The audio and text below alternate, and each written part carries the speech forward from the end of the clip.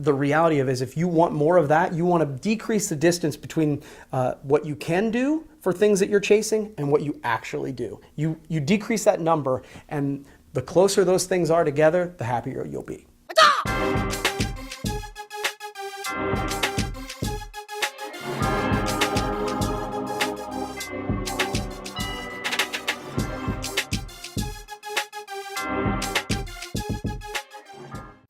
Hey there, and welcome to another edition of Delivering Marketing Joy. As you know, if you watch this program on a regular basis, I usually have a guest with me, but once every quarter or so, I try to open it up and get questions from the audience. And so this is another edition of the Ask Kirby edition of Delivering Marketing Joy. So first of all, thank each and every one of you for sending in questions. Really do appreciate that. And if you've got questions for me for a future episode, don't hesitate to reach out and let me know.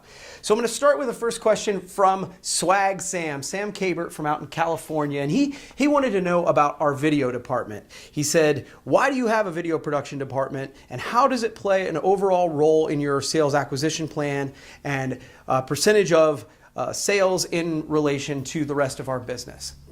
So that's a great question, Sam. So video production sort of is inherent to me. It's actually what my background was before I jumped into the promo market. I'm a video guy by nature. So it's a really natural sort of extension to our business. The other thing I love about adding video to our services is that it makes us more of a comprehensive marketing company. We're not just selling promo or selling swag, nothing wrong with that. But because we have video in-house, it's just another service that we can offer to our clients. What is it in relation to our sales? I actually just looked at the numbers recently.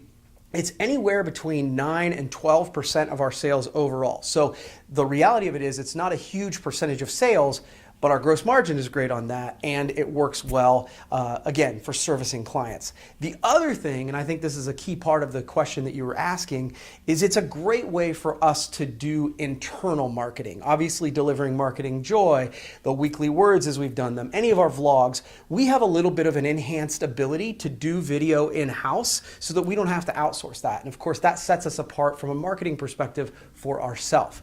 And so video is a huge piece of what we do. And the reality of it is, it's fun. So I hope that answers your question. Thanks so much, Sam. Next question we get from Anna from Promo Corner. Anna actually sent me a couple questions. I'm going to answer a few of those today, so thank you, Anna. The first question is, if you had to relocate your business and family, where would you go?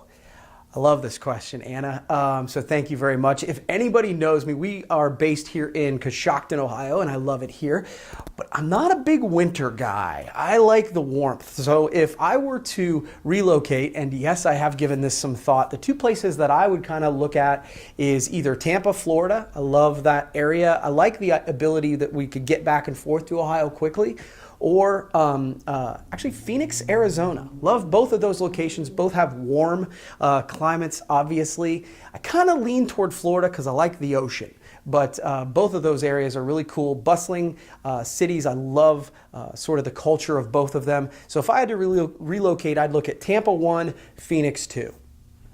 Next question comes from Mark Graham from Toronto, Canada. Thanks, Mark. How do you know your content efforts are really working? And how do I define content marketing success? Mark, that is a great question. And Mark knows that this is something I think all content creators sort of wrestle with on a regular basis. The reality of it is, for me, I probably don't do a great job, if you're being honest, of trying to really measure ROI of content. But what I would say is I know it's the right thing to do. And when I measure it long term, I notice that there is success. And so I'll give you an example. So since the beginning of June, actually May 31st I started, I've been writing a blog every day. And Mark and I were actually conversing about this. It's one of the challenges is I never know which blog is going to do really well. So one day I'll think it's going to be a great blog and everybody's going to love it and nobody seems to care. But then I'll throw one out that I just wrote in 10 minutes and it goes really well. It seems to resonate. So though I don't know which blog is going to sort of blow up or which one's going to fall flat, what I do know is over the period of time, there's value, and not only has our website traffic increased, but I think our engagement has increased, and it's given us more exposure to our audience and our industry. And what I would say is that because of this question mark, I'll tell you, one of my goals for the second half of 2018 was to grow 25% year over year for the second half of the year. Now that's a pretty aggressive goal, and I thought there's no way we can do it. I just looked at the numbers today, and we're at about 18% year over year for the second half of the year. Not coincidentally, that's about when I started blogging every day. So can I draw, hey, I wrote this blog and it went directly to sales? No. But I think it's a weird coincidence that since I started blogging, our sales have gone up. So I hope that answers your question, because I don't know that there's a great way for me to specifically point A plus B equals C, but over time I know if I put in the work, the sales will come. So I have another question from Anna Henley from Promo Corner. Anna was a rock star this time, sent me several questions, and so I wanted to choose a few of those. Her next question is, who do you want to interview that just hasn't returned your call? And I love this question, because I will tell you there are a ton of people that I would love to talk to that it's not that they haven't necessarily returned my call, they just don't have the bandwidth right now. But a few people that I admire that I would love to chat with.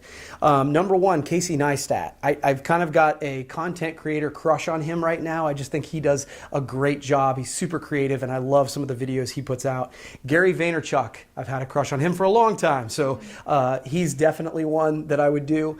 I even got Skylar behind the camera laughing about that one. Ed Milet, who is a speaker and an author who I really like, and Mel Robbins. Mel Robbins wrote the 5-second rule. I just love that book, and if you like audiobooks, that's one of the best audiobooks I've listened to in a long time. So any of those 4 people, if you know them, feel free to introduce them to me. I'd love to have them on the show. Great question. The final question of the day comes from internal, not only internal for the company, but internal from the family. My oldest daughter, who's been working here and is working on this video, Skylar, asks, if I'm looking to start a business, or if anybody's looking to start a business, how do you put a lot of focus on the business but still maintain a family life? So it goes back to the work-life balance question that comes up a lot. So that's a great question, Skylar. I appreciate it.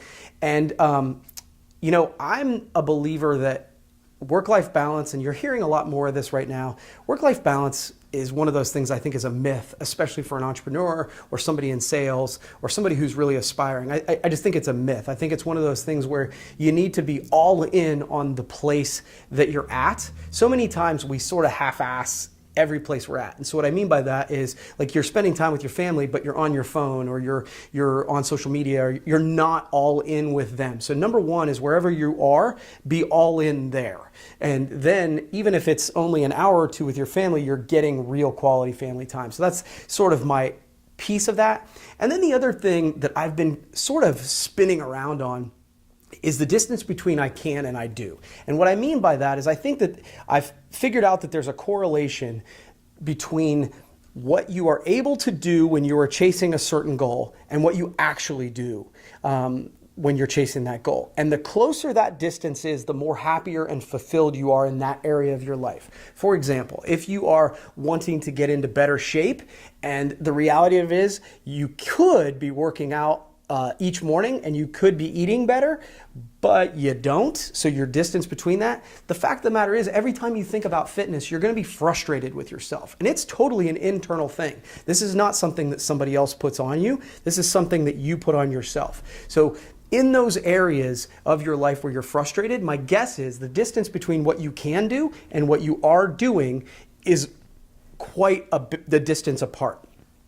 So right now, when it comes to business, I would say that the distance between what I can do in hospital marketing and what I am doing is really close together. So I feel like I'm accomplishing a lot. That being said, on the family side, there are times where, man, I'm not spending enough time with my family. And when I am, I'm distracted or I'm thinking about business. So that distance gets further apart. And almost always when that's the case, I'm not happy and it's on me. So my advice really, if you want to have, that it's not about work-life balance, it's about success and happiness. It's about fulfillment. And the reality of it is, if you want more of that, you want to decrease the distance between what you can do for things that you're chasing and what you actually do. You decrease that number, and the closer those things are together, the happier you'll be. So That's going to wrap up this edition of Delivering Marketing Joy. Once again, I really appreciate everybody who put in questions. This is always fun for me, just to kind of break away from some of the normal Delivering Marketing Joys. I learn so much each and every week from entrepreneurs, authors, marketers, business people from all over the country and all over the world for that matter. And so I really enjoy doing this, but these Ask Kirby editions are fun. So once again, thank you so much for watching. We'll see you next week.